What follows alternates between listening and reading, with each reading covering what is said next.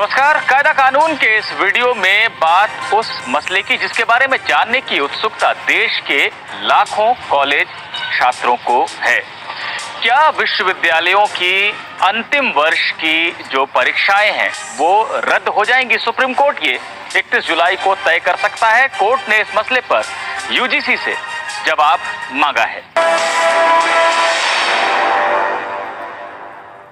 विश्वविद्यालय परीक्षाओं के मसले पर सुप्रीम कोर्ट में 4 याचिकाएं दाखिल हुई हैं। पहली याचिका प्रणीत समेत अलग अलग विश्वविद्यालयों के 31 छात्रों की है। दूसरी याचिका कानून के छात्र यश दुबे की है।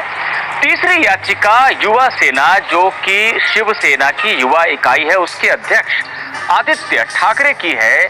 और चौथी याचिका कृष्णा वाघमारे नाम के छात्र की है। इन याचिकाओं में यूजीसी की उस गाइडलाइन को चुनौती दी गई है जो कि 6 जुलाई को जारी हुई थी और जिसमें देश के तमाम विश्वविद्यालयों से ये कहा गया था कि वो 30 सितंबर तक अंतिम वर्ष की परीक्षाओं का आयोजन कर लें।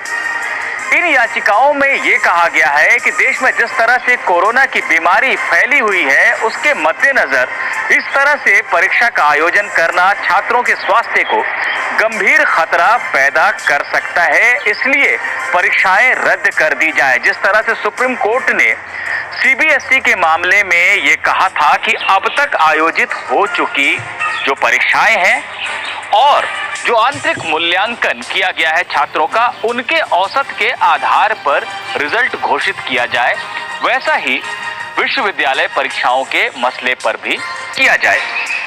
गौरतलब है कि देश में कई राज्य सरकारें जिनमें पश्चिम बंगाल, महाराष्ट्र भी शामिल हैं, यूजीसी की इन गाइडलाइंस का विरोध कर चुकी हैं।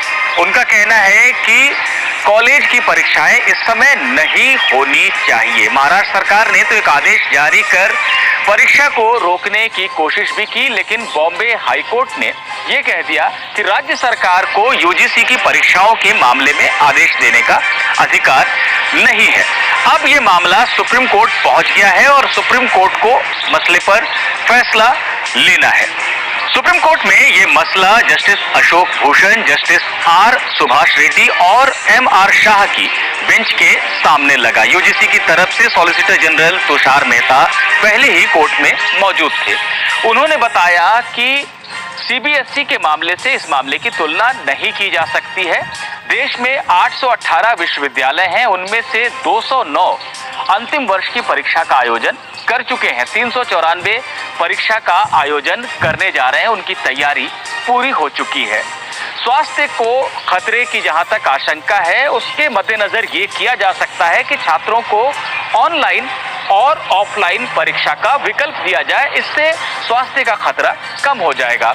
लेकिन याचिकाकर्ता की तरफ से मौजूद वकील अलख आलोक श्रीवास्तव, अभिषेक मनु सिंघवी और श्याम दीवान ने इन दलीलों पर असहमति जताई। उनका कहना था कि अगर परीक्षा का आयोजन हुआ तो लाखों छात्रों के स्वास्थ्य को गंभीर खतरा पैदा हो सकता है, इसलिए सुप्रीम कोर्ट जल्द से जल्द मामले की सुनवाई कर इसका निपटारा करे।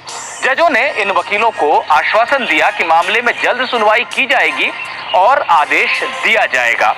कोर्ट ने यूजीसी की तरफ से पेश सॉलिसिटर जनरल तुषार मेहता से कहा कि वो लिखित जवाब दाखिल करें, जो भी वो कहना चाहते हैं इस मसले पर उसके बारे में।